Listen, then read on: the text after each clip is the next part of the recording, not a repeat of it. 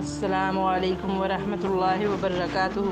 نبی کریم صلی اللہ علیہ وسلم سے روایت کی کہ آپ نے فرمایا، جس نے کوئی نماز پڑھی اور اس میں ام القرآ کی قرأت نہ کی تو ناقص ہے۔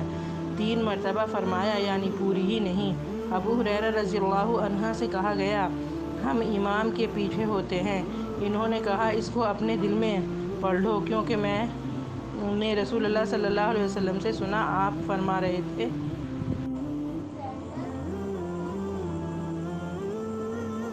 اللہ تعالیٰ نے فرمایا، میں نے نماز اپنے اور اپنے بندے کے درمیان آدھی آدھی تقسیم کی ہے، اور میرے بندے نے جو مانگا اس کا ہے۔ جب بندہ الحمدللہ رب العالمین، سب تعریف اللہ ہی کے لیے جو جہانوں کا رب ہے، کہتا ہے تو اللہ تعالیٰ فرماتا ہے، میرے بندے نے میری تعریف کی۔ اور جب وہ کہتا ہے الرحمن الرحیم، سب سے زیادہ رحم کرنے والا، ہمیشہ مہربانی کرنے والا، تو اللہ تعالیٰ فرماتا ہے، میرے بندے نے میری ثنا بیان کی۔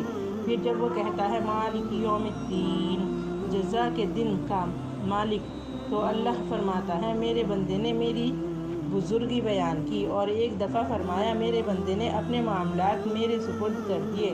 پھر جب وہ کہتا ہے ایاک نعبد و ایاک نستعین، ہم تیری ہی بندگی کرتے ہیں اور تجھ ہی سے مدد چاہتے ہیں، تو اللہ فرماتا ہے، یہ حصہ میرے اور میرے بندے کے درمیان ہے، اور میرے بندے نے جو مانگا اس کا ہے۔ اور جب وہ کہتا ہے اہدنا الصراط المستقیم صراط الذین انعمت علیہم غیر المغضوب علیہم ولا الضالین، ہمیں راہ راست دکھا، ان لوگوں کی راہ جن پر تو نے انعام فرمایا،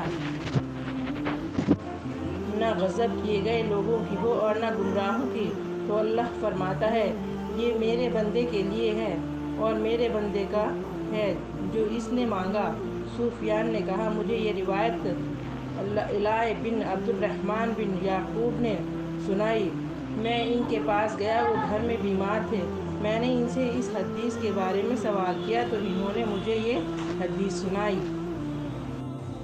اے اللہ، تو ہماری تمام پریشانیاں دور کر دے اور ہمیں نیک ہدایت عطا فرما، آمین یا رب العالمین۔